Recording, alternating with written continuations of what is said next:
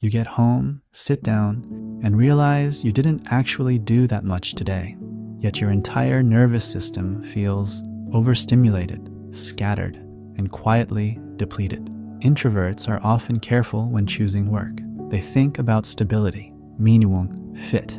They don't usually rush into things, and yet many introverts still find themselves years into a job that quietly drains them, not in an obvious, dramatic way, but in a slow, almost polite one. The danger isn't that these jobs look harmful. It's that, at first, they look reasonable, even responsible. This isn't a list meant to scare you.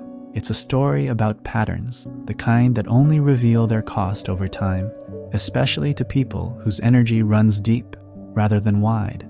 Work that asks you to stay on more than it asks you to think. There are jobs where the work itself isn't especially difficult. What's difficult is the state you're expected to maintain while doing it. You're expected to be responsive, available, alert to everything happening around you. Nothing is explicitly wrong. No one is yelling. No one is cruel. But there's an unspoken expectation that you're always reachable, mentally, socially, emotionally. For extroverted nervous systems, this can feel energizing. For introverts, it quietly taxes the system. Not because introverts dislike people, but because their attention isn't designed to be spread thin for long periods of time.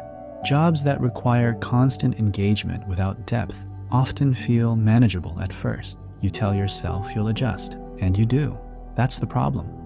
Roles where adaptation is rewarded more than authenticity. Introverts are often good at adapting. They observe first. They read the room. They adjust their behavior to what's needed. In certain types of work, this becomes a strength. Initially, you learn how to speak at the right moments, how to phrase things so they land well, how to avoid unnecessary friction. Over time, though, something subtle happens. The job doesn't ask who you are. It asks how well you can manage yourself. And because introverts are capable of doing that quietly, they're often seen as handling it well. No alarms go off, but adaptation has a cost when it becomes permanent. If a role consistently rewards you for smoothing yourself out, rather than contributing from your natural depth, energy begins leaking in small daily amounts, not enough to quit, just enough to feel slightly less like yourself each year. Work environments built on constant interruption. Some jobs don't drain you through pressure. They drain you through fragmentation. Your day is broken into pieces, short tasks, quick questions, frequent check-ins. Nothing lasts long enough for your mind to fully settle. For introverts, this matters more than it seems. Their strength isn't speed, it's coherence. They think best when ideas can unfold without being cut short. In fragmented environments, you may still perform well. You may still be seen as competent, but internally, there's a low-grade tension, a sense of never quite finishing a thought before being pulled somewhere else. Over time, this creates mental fatigue that sleep doesn't fix, because the exhaustion isn't physical, it's cognitive.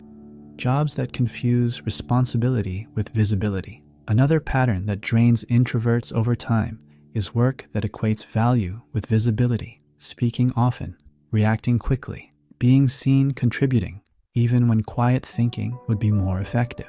Introverts may initially rise to this challenge. They learn to speak up more, to push themselves outward, and for a while, it works. But when visibility becomes a constant requirement rather than a tool, introverts start paying for it internally. They expend energy presenting instead of processing.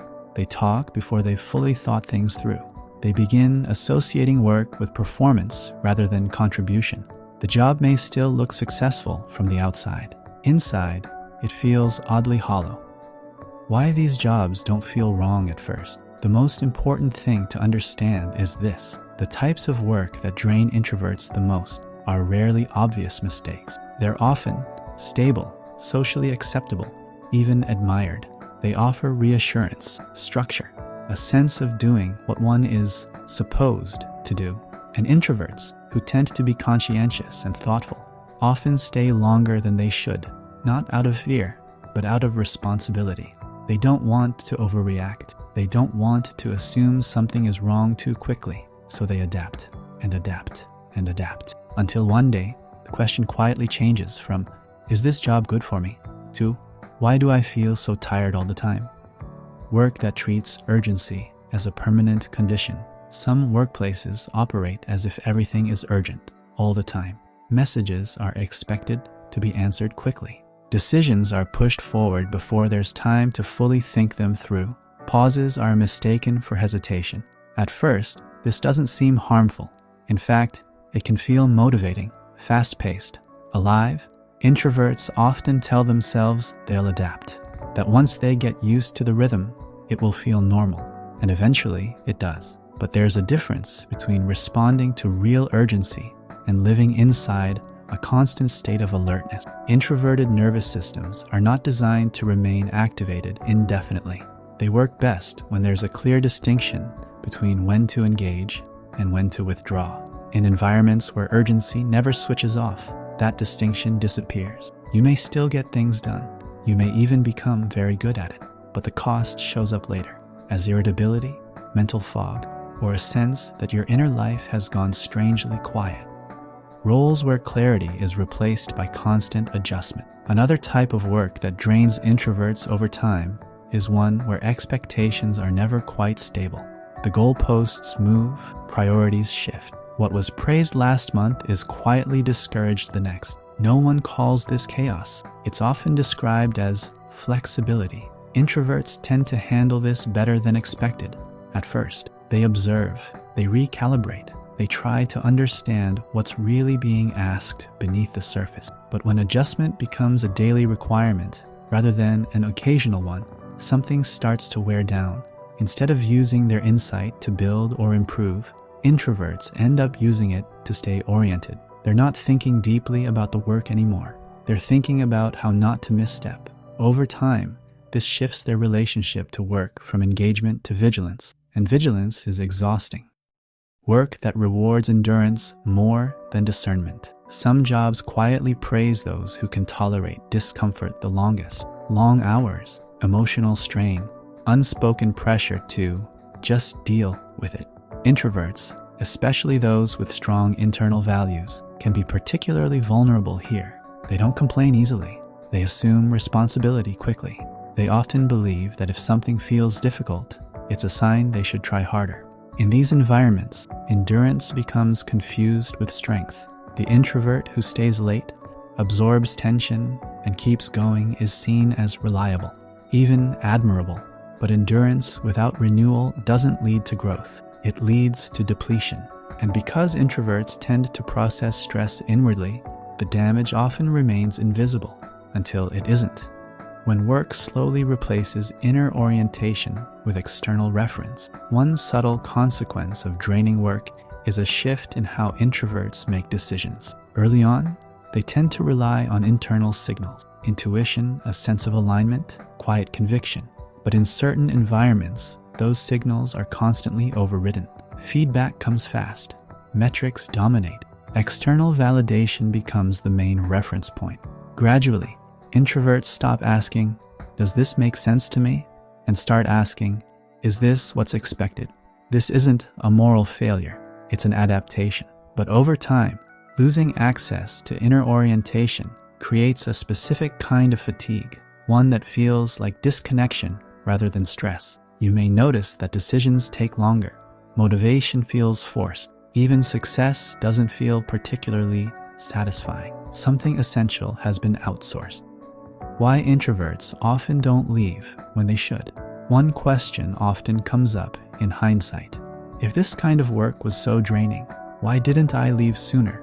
The answer is rarely fear. More often, it's thoughtfulness. Introverts tend to look for meaning before making big changes. They want to be sure.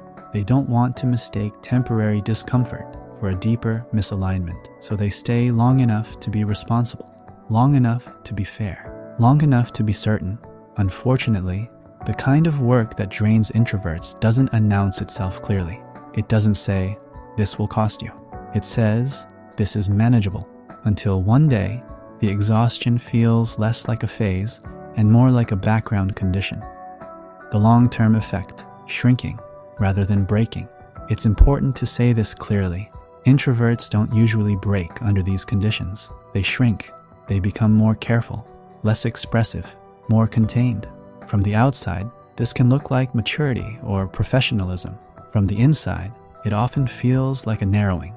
Energy is conserved rather than expanded. Curiosity fades. The inner world becomes quieter, not because there's nothing there, but because there's no space for it.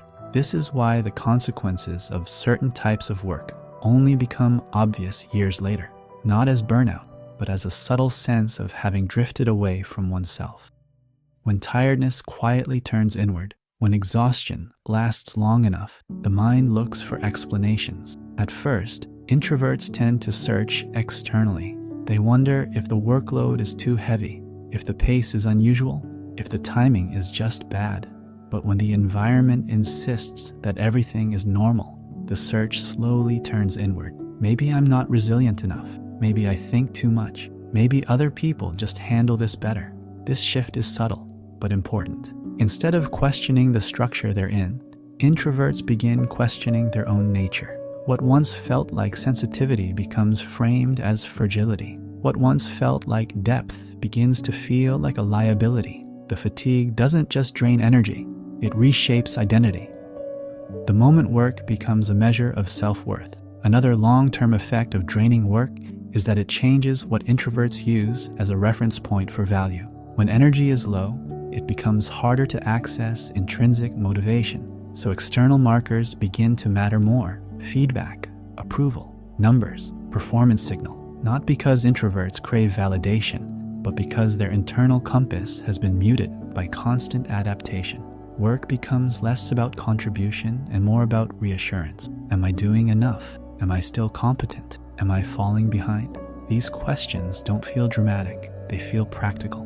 But when self-worth quietly attaches itself to productivity, rest starts to feel undeserved.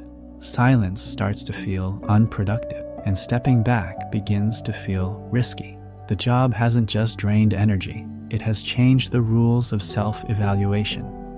How introverts misinterpret the loss of enthusiasm. One of the most confusing experiences for introverts in draining work is the gradual loss of enthusiasm. They don't stop caring overnight. They don't suddenly become cynical. Instead, interest fades slowly.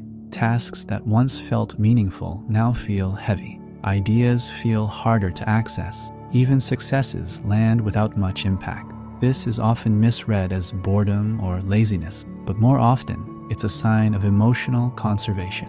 When energy has been spent on constant regulation, staying alert, adapting, monitoring, there's little left for curiosity. The inner world doesn't disappear, it retreats. And because introverts are used to rich internal landscapes, this retreat can feel unsettling, like a room in the house of the mind that's slowly been locked without anyone noticing. The quiet grief of becoming less yourself. There's a kind of grief that doesn't come with tears, it comes with resignation. Introverts may notice that they no longer initiate conversations the way they used to, that they share fewer ideas, that they avoid depth, not because they've lost it, but because it feels too costly. They become efficient, contained, low maintenance. Often, this is praised. You've changed. You're more professional now. You're easier to work with. But internally, there can be a sense of loss that's hard to articulate, not of the job, not of the environment, but of a version of oneself that felt more alive, more expressive, more connected to meaning. This is rarely recognized as a consequence of work. It's usually framed as adulthood. Why this pattern is especially hard to see while you're inside it. The reason introverts struggle to recognize these patterns in real time is simple. Nothing is obviously wrong. They're still functioning, still capable, still responsible. There's no clear crisis to respond to, and because introverts tend to be reflective, they often assume the problem can be solved internally with better mindset, better habits, more discipline. They read, they optimize, they adjust again. What's rarely questioned is whether the environment itself is slowly asking them to live in a way that contradicts how their energy naturally works, not violently, just persistently. When people mistake shrinking for maturity, one of the more painful misunderstandings introverts encounter is being told they've grown when they've actually narrowed. They speak less, so they're seen as calmer. They share fewer opinions, so they're seen as wiser. They stop pushing back, so they're seen as cooperative. And in many workplaces, these traits are rewarded. But maturity isn't the absence of inner movement, and growth doesn't require self-erasure. When a job consistently encourages introverts to become smaller versions of themselves, the result may look stable, but it isn't sustainable. It's simply quiet. Seeing fatigue as information, not a flaw. There's a point where fatigue stops being something you can simply manage. You've tried resting more. You've adjusted your routines. You've told yourself this is temporary, but the tiredness doesn't lift. For introverts, this is often the moment when exhaustion needs to be reinterpreted, not as a personal limitation, but as information. Fatigue is one of the few signals that bypass rationalization. You can explain almost anything away, but persistent depletion has a way of insisting that something matters, not urgently, not dramatically, just consistently. The difference between effort and erosion. Introverts are often comfortable with effort. They don't shy away from difficulty. They're willing to invest themselves when something feels meaningful. What they're less equipped for is erosion. Effort has a direction. It leads somewhere. Erosion happens quietly. It doesn't announce itself. It simply wears away edges, depth, and vitality over time. The types of work that drain introverts most aren't the ones that challenge them. They're the ones that slowly ask them to live against the grain of how their energy naturally moves, not once, but every day. Why this matters before a crisis appears. One of the reasons it's worth talking about this before things fall apart is that introverts rarely collapse loudly. They don't explode. They don't burn bridges. They don't always quit impulsively. They endure. And endurance, when misunderstood, can look like success. But there's a difference between holding things together and actually being well.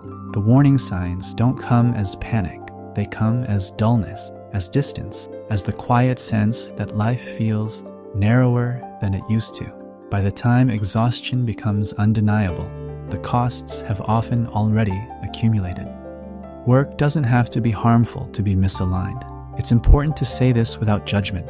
A job doesn't need to be toxic to be wrong for you. Many draining roles are well-intentioned. They're functional. They make sense on paper. They just require a way of showing up that asks introverts to override themselves too often for too long. There's no villain here, no dramatic mistake, just a mismatch between the structure of the work and the structure of the person doing it. The quiet wisdom of paying attention. Early introverts tend to notice patterns long before they name them. A subtle reluctance in the morning, a heaviness after interactions that used to feel neutral, a growing preference for withdrawal rather than engagement. These aren't signs to panic. They're invitations to pay attention, not to fix, not to decide anything immediately, just to notice. Because awareness, when it comes early enough, doesn't demand drastic change. It creates choice. A different way of thinking about responsibility. Many introverts stay in draining work out of a sense of responsibility to others, to expectations, to the version of themselves who once chose this path carefully. But there's another form of responsibility that's rarely talked about. Responsibility to one's inner life, to the part of you that thinks deeply, feels quietly, and needs space to integrate experience rather than rush through it. Ignoring that responsibility doesn't lead to resilience. It leads to disconnection. And reconnection, when delayed too long, takes more than rest.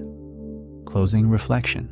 Not every job that drains you is a mistake, but some types of work leave marks that only become visible with time.